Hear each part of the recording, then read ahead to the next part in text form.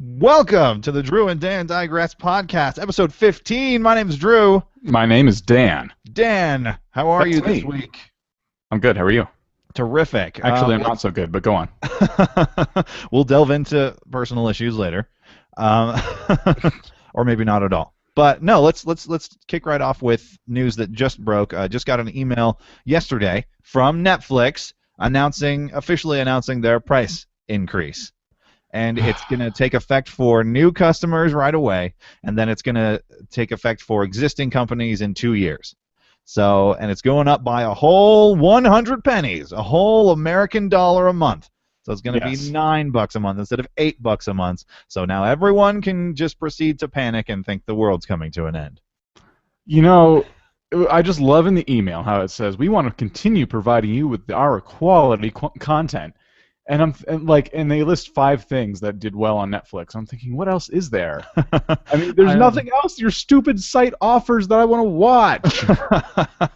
It can be frustrating when you're just scrolling through all that just useless garbage just to find House of Cards or Orange is the New Black. And yeah, I'm pretty sure it was those 2 and Arrested Development that they mentioned in the email. Which might not even come back. We don't know if they're going to do a 4th or whatever season of that 5th season.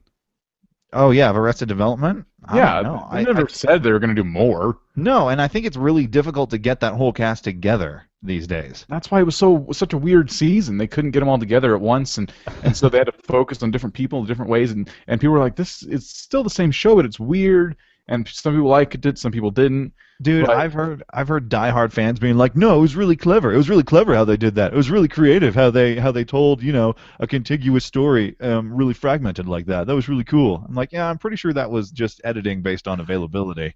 I think so too. I liked it. I mean, and I think that's one I might watch again just because it did kind of pass me by pretty quick.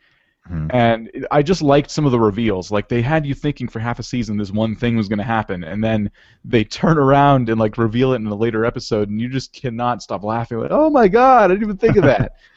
Yeah, it was good. It was a good, they did a good thing. But well, that's good. I don't think it's coming back. Probably not. I never actually really got into Arrested Development, so I'm still on, season 1, just trying to get into it, and then I'll, I have to watch it straight through. People just say, "Oh, just watch the new one. Just watch the new one." Like, don't do that. No, I can't do do history. You need the history. Yeah, exactly, because so much stuff happens. I know just from talking to friends that are fans of it that a lot of stuff goes on, and there are a lot of fairly complex relationships in this show, and that's part of what makes it so funny. Yeah. So, yeah, I'm not going to skip ahead to the most recent season when the show first came out over 10 years ago or whatever. No thanks. It takes a little bit of getting into it first. Like, it's a very different show. But once you kind of understand their humor, you become very addicted to it very fast. Well, that's good. I'm glad there's hope. But for the extra $1 a month, here's what I recommend you do. If you're a Netflix subscriber and you're thinking 2 years from now you'll cancel it, or you just wanted to get back into it and now it's an extra $1 a month, my suggestion to you, pay for a month and binge everything in that 1 month, and then cancel it. Wait for the next season of House of Cards, the next season of Orange is the New Black, the next season of whatever it is you watch, because it takes a full freaking calendar year to come around anyway. Right. Yeah, exactly. It's worse than HBO. So don't pay for it for the whole year. I know. Well, the thing is, you can start with a free 30-day trial anyway. True. So, I mean, and I actually unintentionally, I swear this was unintentional, ended up sort of taking advantage of the free trial thing because I had 2 different email addresses registered and I didn't realize it because I have the same email address registered on MSN and on Gmail. I just use the same name, just with different services. And so, yeah, I canceled Netflix for a while, and then when I started it up again, I just didn't remember which of the websites I used, so I used my other one, and then all of a sudden I'm getting emails forwarded from my old email address to my new one saying, "Come back to Netflix for another 30-day free trial." I was like, I have an idea. So that was good. For a while, I was only paying for maybe 1 or 2 months before I would get an email to come back for the other email address. Wow. So I was like, So pay for 2 months, get 1 month free. Pay for 2 months, get 1 month free. And then that stopped. I think they caught wise. But in any case, but it's still, even with the price increase, we're still talking less than $10 a month. So for what you get, that's still not that bad. I'll say what I said before when we talked about this, though. If it turns into a slippery slope, and if a year or 2 years or even 6 months from now, it's way higher. Like, oh well, we had to increase it a little more. Oh well, to continue to bring you quality content, to continue to bring you season 8 of House of Cards, we're just going to have to charge you $17 a month. Before you know it, you're paying more than you are for TV service for the streaming service that doesn't even have that much to offer. So Yeah. I don't know. It's just kind of frustrating to think about that happening. But I mean, Netflix has a pretty good track record with that stuff. So here's hoping, except for Uh, when they tried to split the DVD service into a different thing and well, charge they more still for got both of them. away with that, sort of. I mean, they just kept messing with it until people shut up. But that 60% price hike back in the day, that was not. I still have a bad taste in my mouth from that. Yeah. It came out of nowhere, and I was using that DVD service, so I still feel like I've lost. I'm now paying what I used to pay to get both one DVD or at a time, and your crappy streaming service. You took the DVD away from me, and now you want to charge me even more money. That's all I can think. I don't care how much. I don't care if it's 10 cents more a month. It's still like the principle of it. Right. I remember that too, where the instant streaming was just kind of a bonus. It was just this side thing, and it was because they didn't have much content on it. So they pay for the DVD service because that's what's working and that's really lucrative. And then, yeah, try out this instant streaming thing. It's not that good, so we'll just include it with your DVD service. And then all of a sudden, there was this huge reversal because it was revealed that Netflix's big long-term business plan was to go completely digital. Yeah. So, and I really think that the days are still numbered for the DVD service. I really do. As easy as it is and as quick as it is, I think they're probably losing a lot of money on shipping costs that they don't need to be. And so gradually charging more for the streaming service and phasing out the DVD service is probably in the long-term plan for Netflix. You know what, though? The other reason I'm upset with them is because, and this is partially our fault as consumers, but we ran Netflix. Netflix ran our video stores out of business, Blockbuster and all the local video stores, right into the ground, very quickly.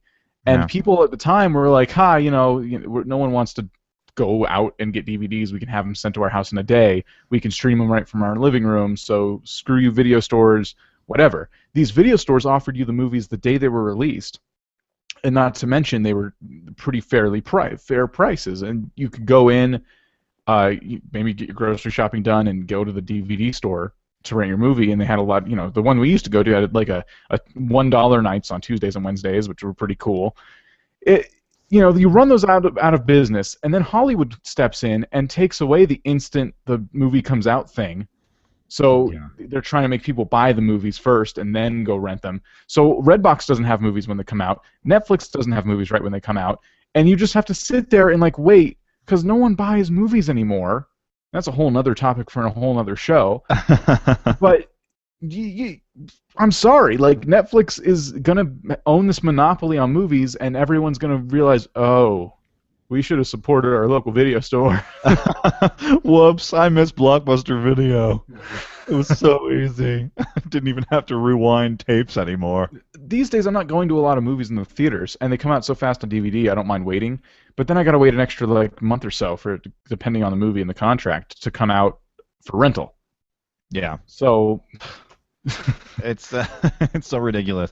And Comcast is just snuggled up in bed so close with Hollywood that they have the new movies before anybody else. And they say it on the on-demand guide all the time. This movie is available now 30 days before Netflix or Redbox. It's like hate you so much because I'm not going to pay I've never really liked the pay-per-view thing either. So I'm yeah, not going to pay your $5 or $6, even though that's the same as what I would pay at a movie theater. I'm sort of also paying for the experience at a movie theater, and yeah. I'm not gonna, just to watch it on my little TV at home. I'm not gonna pay similar prices as a movie ticket, at least a matinee movie ticket, to I watch it always at home. imagined, yeah, I always imagined pay-per-view going in the cheaper direction in the future, and it just kind of sat at that price with the ridiculous price.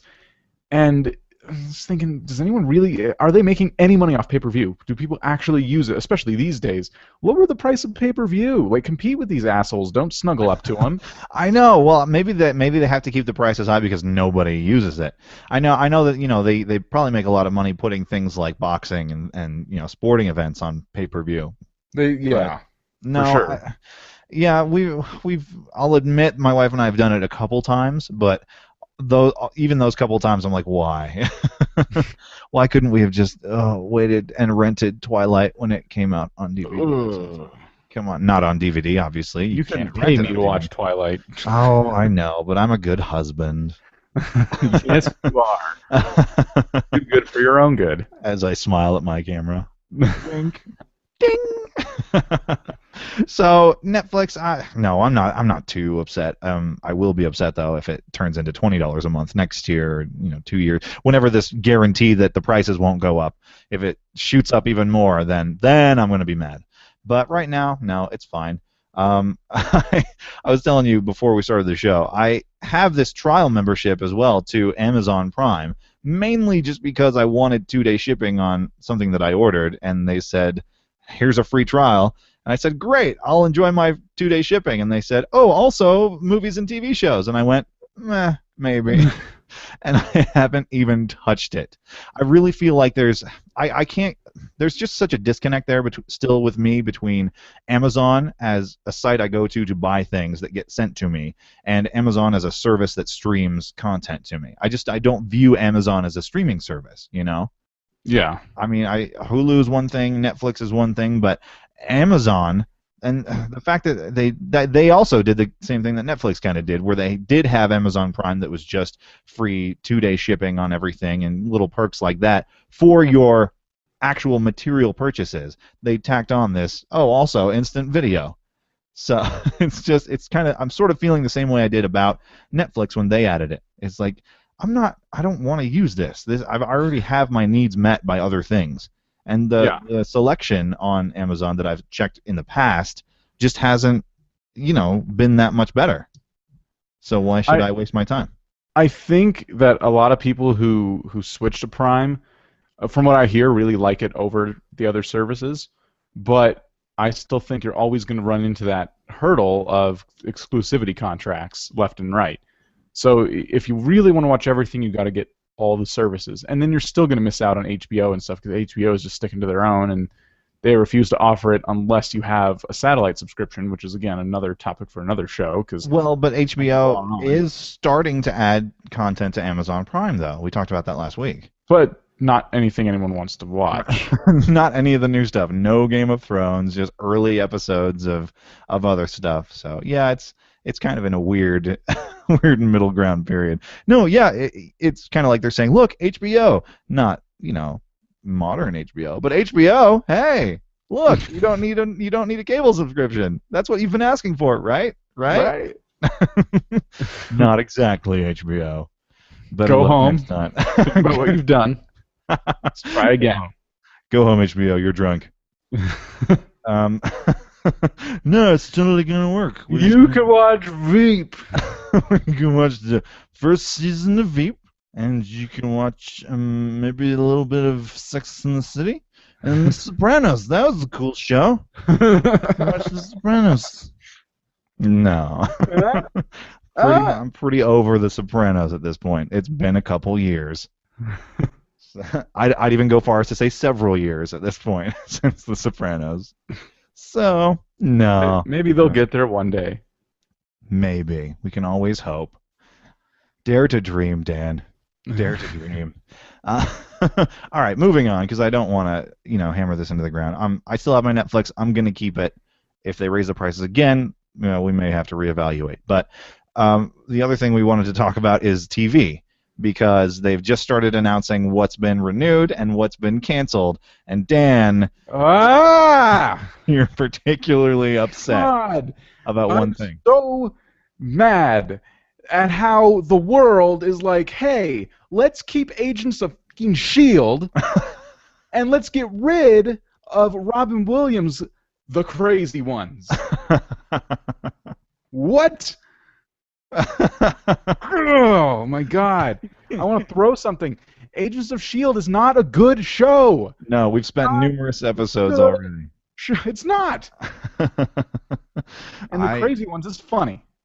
and I did watch. I should have given it more of a chance to get into it, but I did watch. The first episode was hilarious, the one with Kelly Clarkson, and I thought that was amazing. And then I watched about half or maybe the whole second episode, and it was some story about ducks, about baby ducks being raised in the office, and it just didn't have the same appeal as the first episode did. And I should know by now that I need to give these shows more of a chance than that.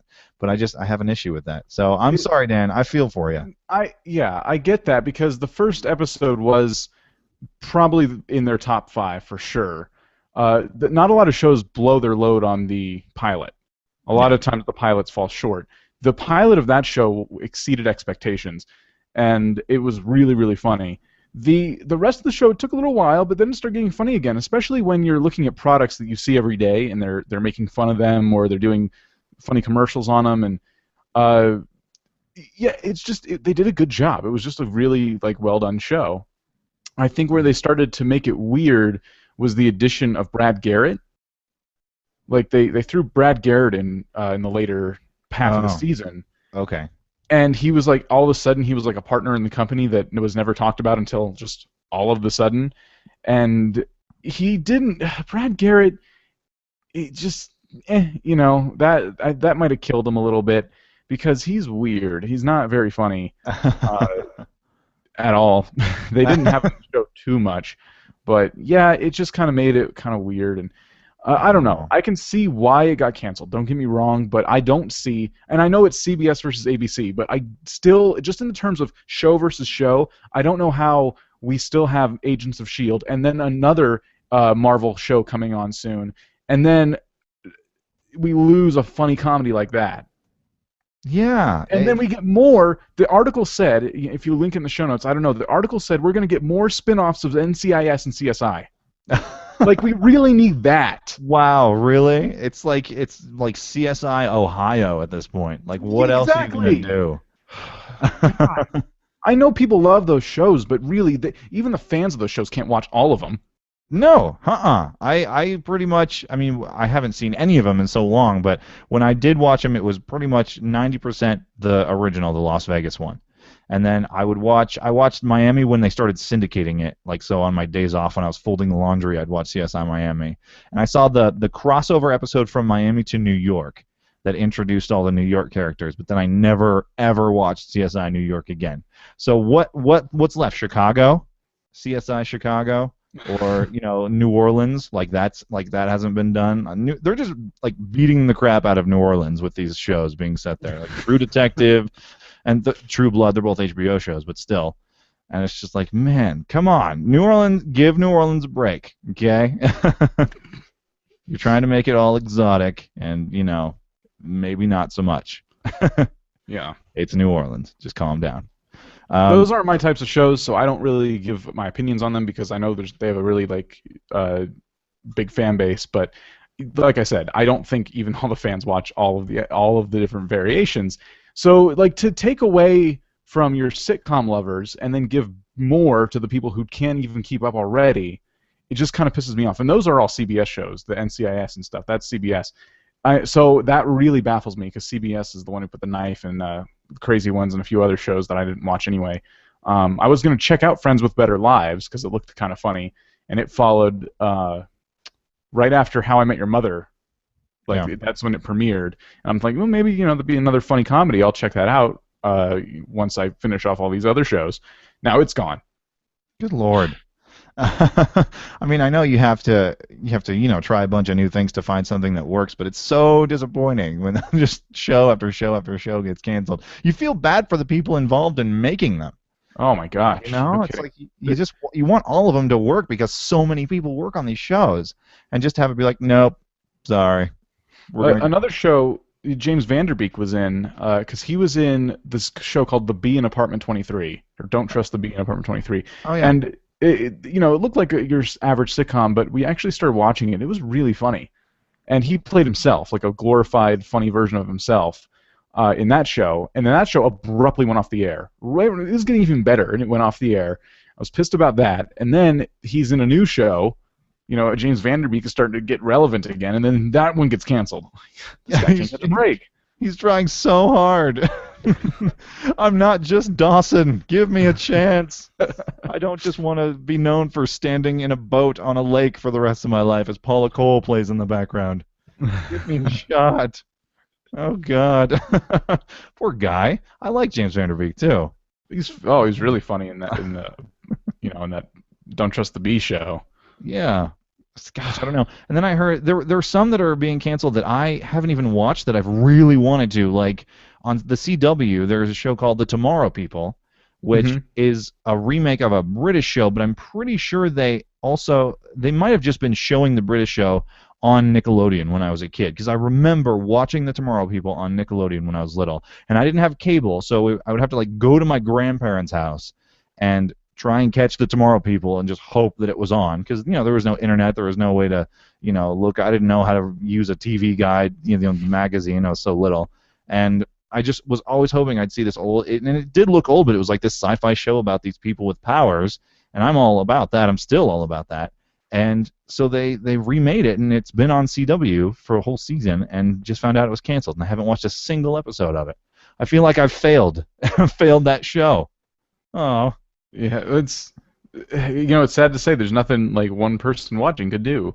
And what really pisses me off is if you go back and you look at like the viewership of these shows and what they've calculated like as to how many people watch these shows, there's still millions of people who love the show, but millions just isn't enough. I Right. mean, if you give a YouTube cast millions of viewers, they will make enough money off their YouTube partnership alone to continue that whatever series that is well into the future. Oh yeah. Millions of people. If you got 2 million views per video, you would have a fortune on your hands, and you would be able to keep making your show. Oh my But gosh. because now, like, you get millions of people watching TV show, the money trickles down to so many different levels. I mean, all these people have to be paid. Probably way more people than it takes to actually really, really need to produce a show, and that's just not enough. We don't have enough people watching. Can it? God, maybe that's what happened with the crazy ones, because they were using real companies and as But clients. that should help pay for the show. Well, yeah, but Really, I mean, if you have Charmin on there, which they had Charmin on there, you're getting your name for full 30 minutes, and then there's commercials where you could even put your product in between too. But Charmin is paying to be on that show. They have to be because they're using the real name and the real brand. They're not bashing it either. They're making a jingle for Charmin or doing whatever they were doing for Charmin. So same with McDonald's and stuff. When you have companies that are basically advertising, it's product placement that is necessary, and that's like so rare. So there's no excuse. They should have had more than enough money to pay Robin Williams and everyone else to keep doing this show. that's true. I wonder where the line is between, we want you to pay us to be on our show, and hey, we wrote this episode that has McDonald's in it. Do we need to pay you to use your name and your brand, or you get to pay us? Congratulations, we wrote your Yes. company into a show. So I've always wondered kind of where that line is. Maybe they just write, for this is an episode about a fast food company. Find a food company willing to pay us. Yeah. 'Cause if that's the case, then yeah, they should have had plenty of money. But if they're going out, if their writers are just picking businesses and then they have to go out and get the rights to use those, then that could be really crippling if you don't have a big enough audience. But I've always been so upset by the whole rating system in general, because the Nielsen system is so antiquated. It's just, I mean, it's so outdated. And like you were saying, you could have millions of people on YouTube watching you and be a phenomenal success. But if you don't have not just enough people, enough Nielsen people, the people that Yeah. were selected to have the little box hooked up to their TV that records what they're watching. And that's just, I mean, you're playing a giant game of statistics there. You're just gambling with statistics, thinking you have an accurate sampling of the United States, all different demographics of people in the United States, to get a good idea of what everybody's watching. And that's always just made me so mad, because like I really feel like so many shows could have made it, going all the way back to shows like Firefly. I was going to say that. Yeah. Yeah, if there was just a better way to measure viewership, more akin to what we're seeing on the internet now.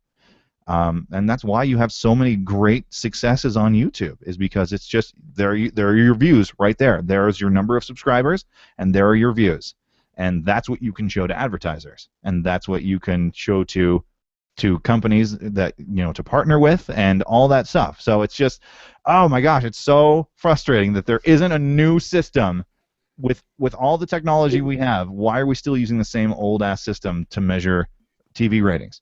Because if we get a new one, that's when everything's going to shift. That's when advertisers are going to see the truth about how many people are watching, what they're watching. Everything's going to shift. Where they sell their spots that are supposed to be maybe primetime slots for shows, that's where an advertiser is going to pay the most. But if they find that a primetime show isn't really doing as great as everyone thinks it's doing, then they lose all that money. Like, everything shifts. The same with radio. There's no way to calculate how many people are actually listening. Even though we have the technology to do it, we're not going to implement it because that's going to show the truth.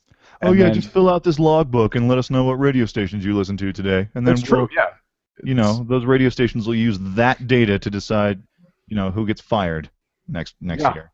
Oh, yeah. I mean, you and I can both attest to that. That's exactly what our company does to get ratings. Yeah, it's really and they're going to keep doing it. They don't want to change because then advertisers, I'm sure, would love that, but that's not going to happen. Well, in any case, it is what it is. That's just super frustrating. So, crazy ones. It's been fun, and maybe I'll be able to catch Tomorrow People on demand at some point. Really frustrating. I seriously I was so excited about that show. And they showed the pilot at Comic-Con, and I remember watching all the videos, the reaction videos of it at Comic-Con, and people were just so excited about the Tomorrow People. And I was so excited about the Tomorrow People. But no. We're gonna go with Agents of S.H.I.E.L.D. Again. I know it's another network, but and I just wish we'd get rid of the traditional sitcom formula already. Like, we keep losing these sitcoms that somehow last like more than one season. Like, Whitney's a good example. Very run-of-the-mill sitcom starring Whitney Houston and Crystalia. And now she, loses her show, and now Crystalia, her co-star, has his own show. Exactly the same type of format, where there's a studio audience, and it's funny little one-liners, and it just goes like that. We're still doing this, and we're still wondering why these shows aren't making it. It's like, because it's been done. The Crazy Ones was different. This is not.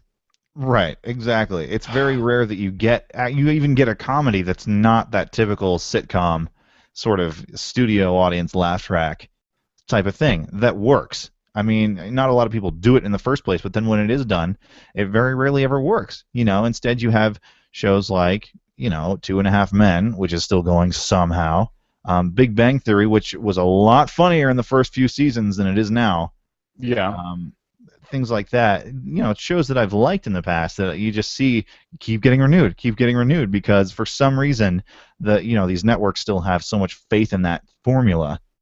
But and then it's just maybe just you think people just aren't ready for a different format to their comedy. You think I think they are. Look at The Office. That was completely different in every way.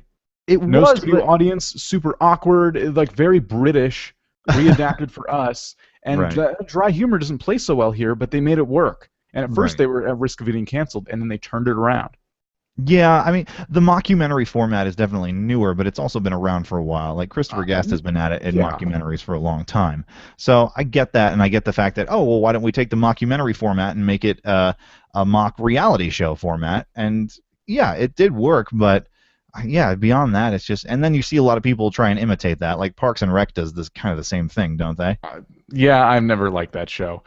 I was shocked. I never watched it, but I was shocked to see Community left. That's gone after 5 seasons. Everyone I talk to loves it. Mm-hmm. I've watched a few episodes, and the couple that I did actually identify with, even though I didn't go to a community college. There were still a lot of things that I really connected with.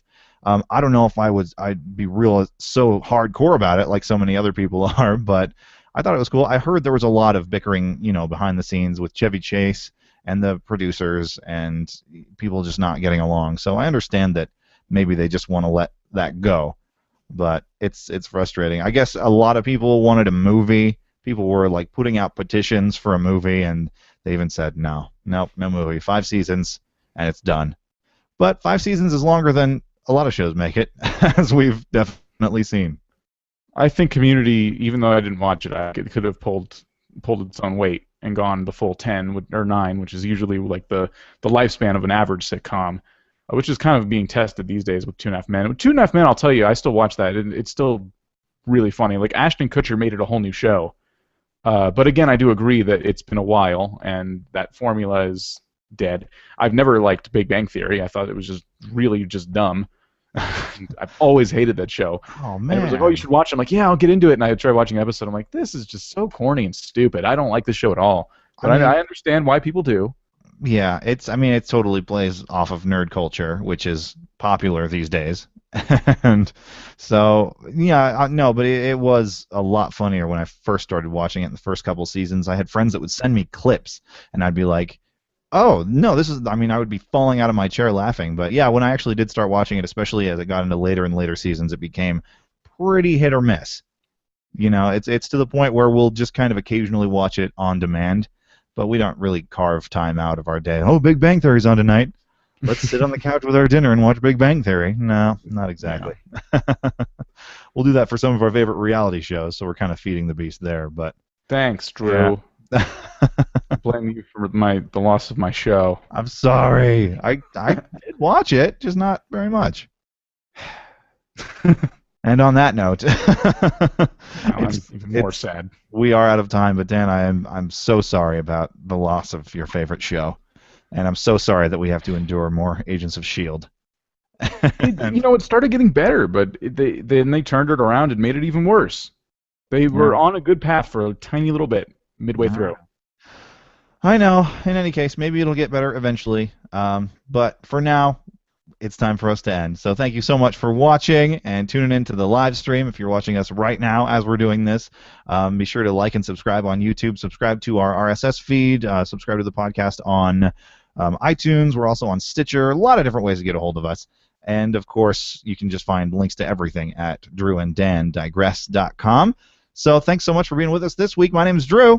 I'm Dan. Thanks for listening to Drew and Dan Digress.